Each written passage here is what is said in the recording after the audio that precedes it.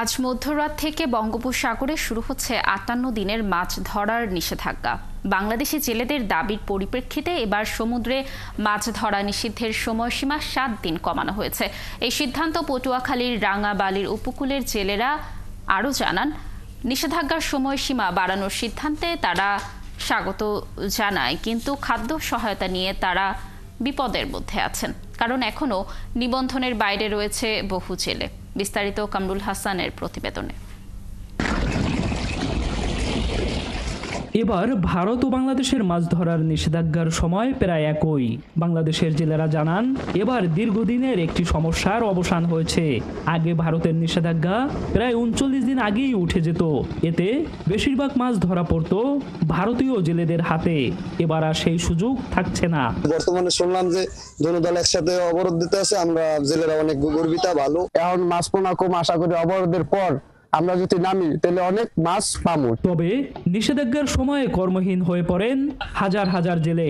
সংসারের খরচ, ঋণের কিস্তি আর দাদনের চাপে জীবন হয়ে ওঠে দুর্বিষহ।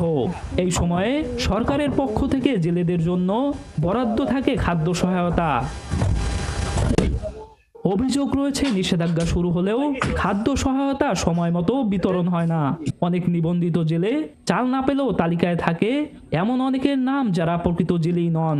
অবরোধ চলবে আনতে কয়দিনই, আমাকে তো বেকারি কোনো কাজ বাজ নাই, আর আমাকে জানলে কাম ছাড়া তো অন্য কোনো কাজও নাই। কিস্তি মিস্তি আছে, এনজিওর ঋণ আছে, অনেক সমস্যায়।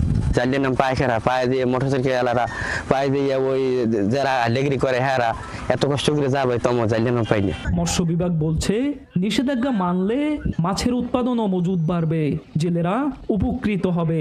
নিষেধাজ্ঞার সময় সহায়তার চাল নিষেধাজ্ঞার শুরুতেই বিতরণের উদ্যোগ নেওয়া হবে। 15 এপ্রিল হতে 11 জুন মোট 18 দিন এই সময় নিষেধাজ্ঞা জারি থাকবে। এই নিষেধাজ্ঞা চলাকালীন আপনার সাগরে কেউ মাছ ধরতে নামবেন না, এমনকি আশাপুরি পার্শ্ববর্তী দেশগুলা তারাও সাগরে মাছ ধরতে পারবে না। বিশেষজ্ঞদের মতে, সমুদ্র সম্পদ সংরক্ষণে নিষেধাজ্ঞা যেমন গুরুত্বপূর্ণ, তেমনি কর্মহীন এই সময়টিতে জেলেদের জীবিকা নিশ্চিত করাও জরুরি।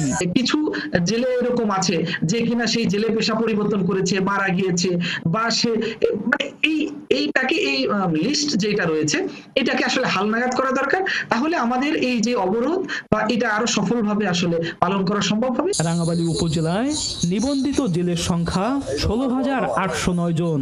এখনো অসংখ্য জেলে এই নিবন্ধনের আওতায় আসেনি। কামরুল হাসান, ৭১, রাঙাবালি, পটুয়াখালী।